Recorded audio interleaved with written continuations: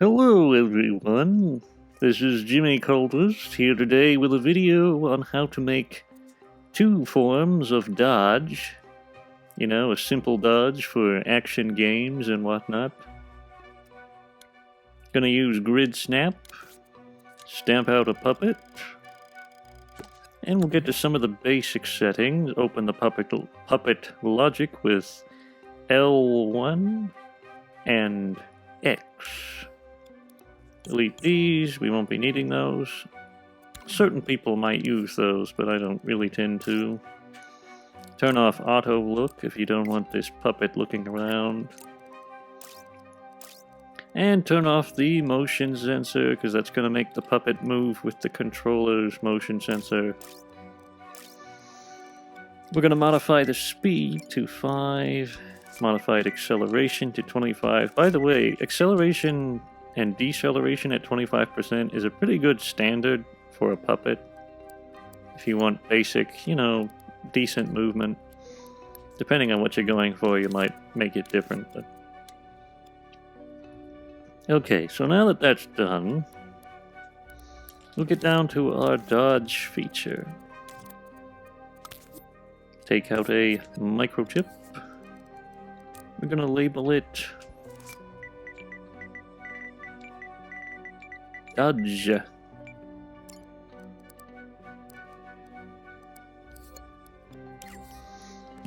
Open it up, stamp out a node, take out a timeline, voila, set it to play once, select the handy dandy NOT gate, connect it to the power of the node. Open this up, L1 plus X opens it up, circle in L1 closes it, take out a keyframe, we're going to come back to this later. Now our dodge button in this case is going to be circle, but you could really use any kind of button. I'm not really sure if it's called circle technically, but I call it circle. Anyway, we'll use the switch. Connect to the NOT input. This is an easy way to prevent things from playing twice. So if you press the button, the input goes in, you activate the timeline.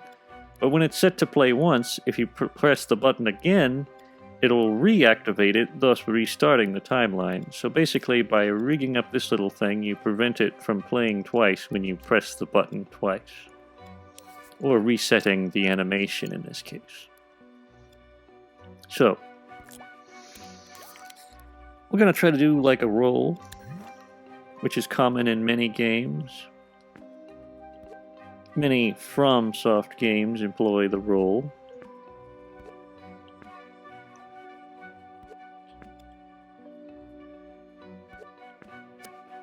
So we'll see if we can get sort of a running dash going here. It helps also to have a reference. I'm not using a reference, but if you're going to design animations for characters in video games, you might want to,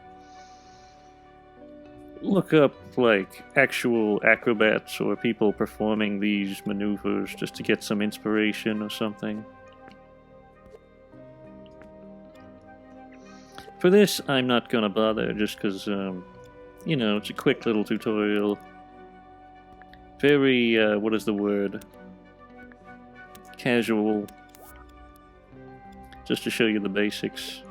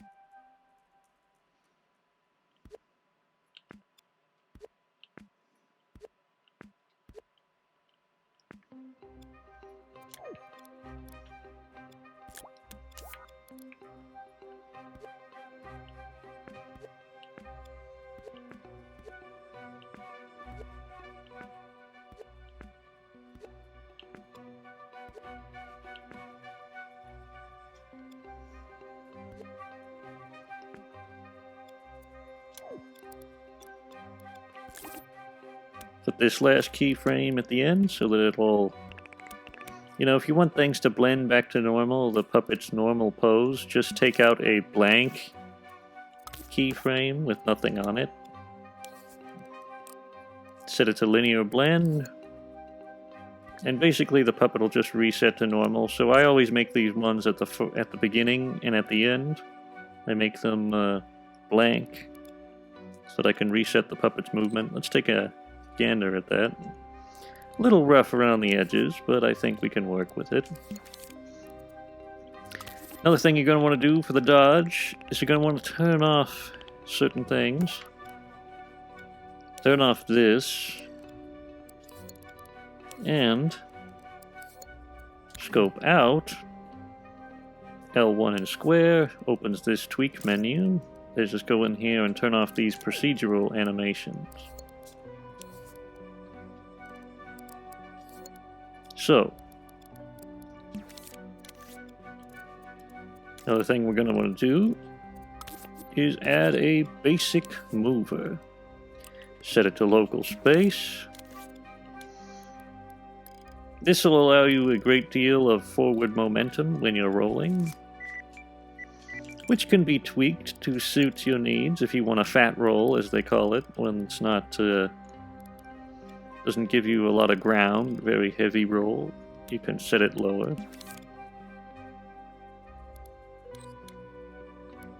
Let's see how this this turns out.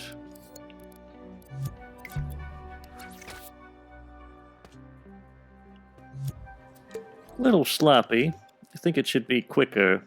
It's too slow, but it's a nice approach. One thing I also might do, take out another extra keyframe. What this does, actually don't do this because it'll impede something else. I just thought about that. You don't want that because that'll prevent something else from happening that I'm going to get into. But basically, if you impede the puppet's movement, you won't be able to turn while dodging, which is sometimes a good idea. I mean, you do want to prevent a puppet from turning, so maybe I'll go over it just in case. If you want a dodge where once you're committed to it, you can't alter your trajectory, just turn off this little thing, and it'll make you unable to turn or move without the forward momentum of this.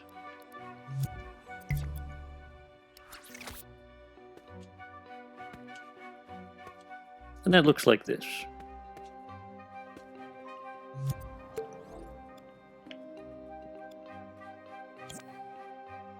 And I'll show you, I'll just turn the power off, that way it's optional.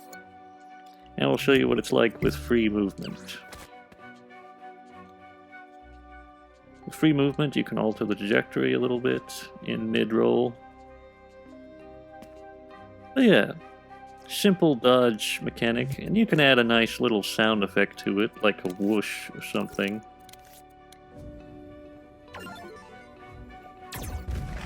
Go ahead and add a quick sound effect.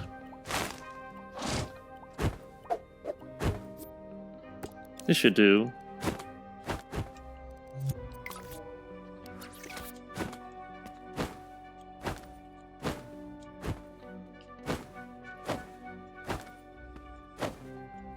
As I said, the animation could use more work, but that's the most basic form of dodge rolling.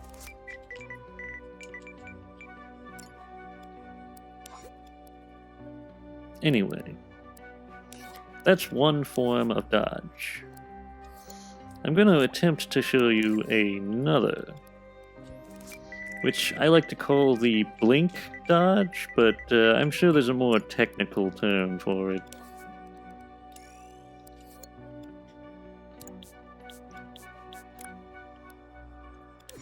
All we gotta do is alter the animation a bit. But basically, the way the blink dodge works, at least in some games, is it's like a quick, you know, like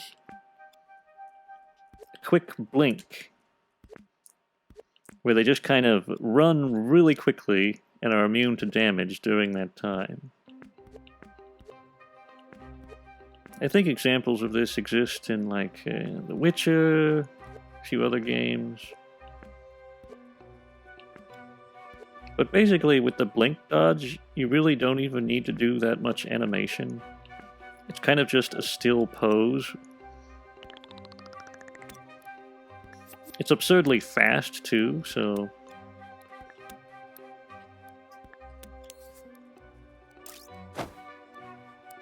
Set that a little higher to make it faster. You're going to want a lot more speed with this. 15% at least. And we may even add just a little bit of a, you know, something to kind of make it a little bit more flashy, shall we say. So take this coat mode, add a little glow, so that the blink dodge has some extra blinkiness.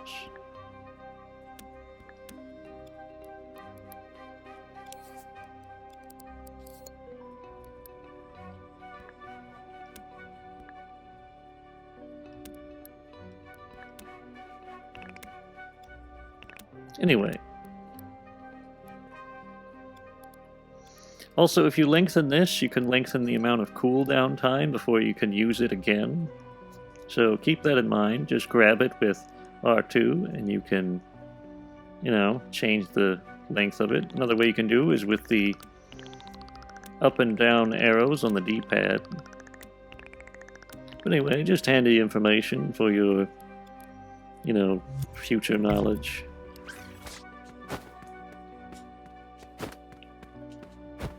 But that's a blink dodge in its most simplest form. I feel like the animation could be a little bit more sprightly.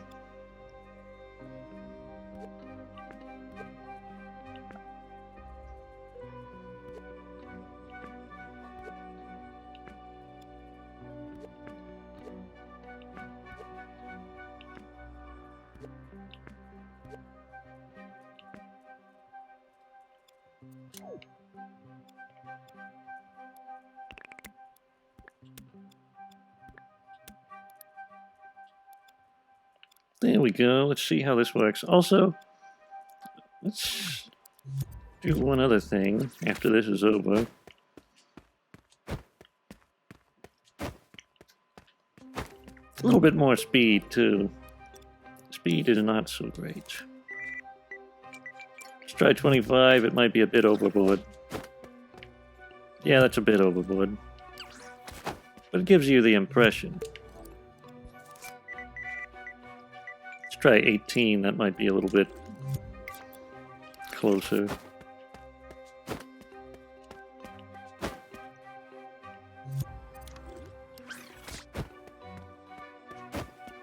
Also, let's make the turn speed a bit more. Open this up. Set the puppet's turn speed to 250 because he's kind of unable to deal with this maneuverability. And again, the animation, you know, we could come up with something a bit more, add speed lines to it, you know, do a lot of good stuff, make it maybe a little bit more dynamic. This is the most basic way to do it. But that's a blink dodge. Now I'm going to show you a handy-dandy thing concerning dodges that you might find interesting. You're probably wondering how, if you're dodging, how do I prevent enemies from hurting the puppet during the dodge cycle? Well, it's quite simple. Simply take out a keyframe, and this used to be more involved, but luckily Media Molecule has made it easier with updates. Go to the Health Manager, take L1 and square, open its tweak menu. This here is the damage multiplier. This shows how much damage you'll receive when you get hit with an enemy attack. Currently it's at 100%, so you'll get the exact value of whatever it is you're getting hit by. you could take it to 200% and double the value of whatever you're getting hit by, which is an easy way to add status effects if you're making like an RPG or whatever, but that's a different story. For now, take the damage multiplier down to 0, which means during this dodge, you are invulnerable to damage. I suppose I could demonstrate this, but I don't think it's highly necessary. Let's, I guess we'll do it. Why not? Just demonstrate it to show how it looks. This is your enemy. It's a crab.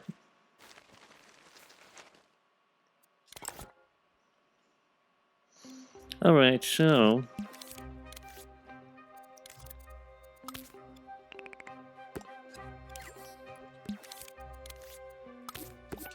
let's program a basic attack animation for the crab. Remember to always leave this first keyframe blank. But that's him getting ready to attack. This is him committing to the attack.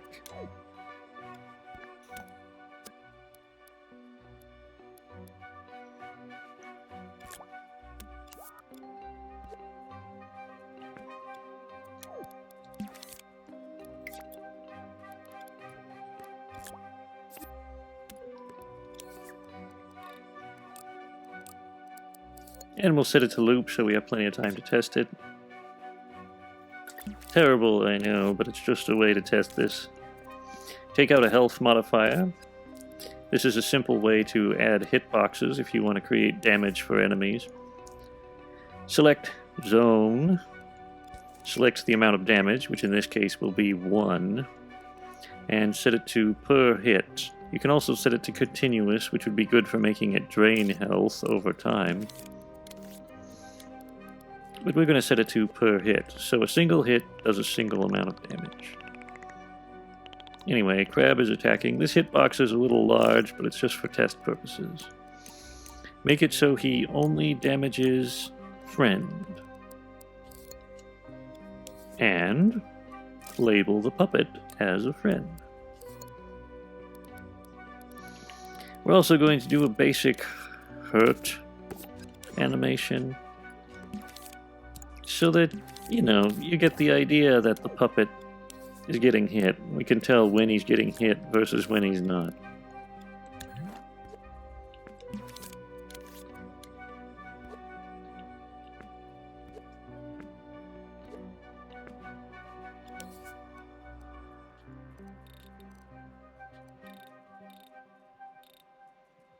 So yeah, he's getting real hurt.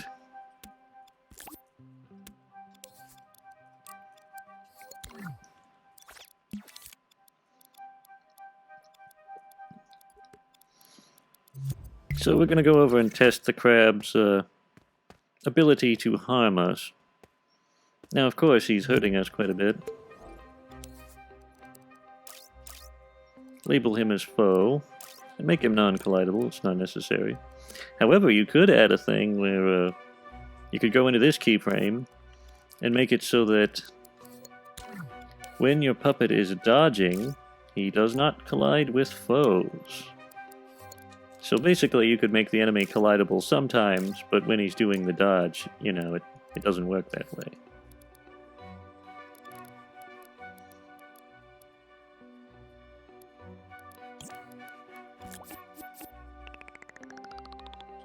Alright, so let's test out our blink dodge.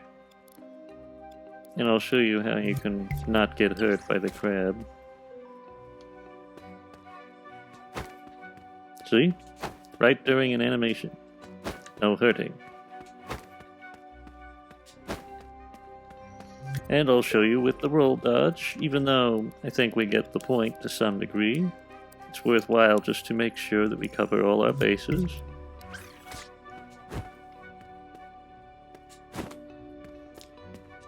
No damage. Anyway, hopefully you found this whole thing helpful. This creation will be remixable after this video comes out, so if you want to mess around or use it in any way you see fit, feel free to do so. Check the description for information on how to find it in Dreams. If you enjoyed this video, don't forget to leave a like and subscribe. And if you want to support us, check the links in the description to our art pal and our coffee. You can also follow me on Twitter if you like Dreams content and unique and entertaining takes. In the meantime, goodbye.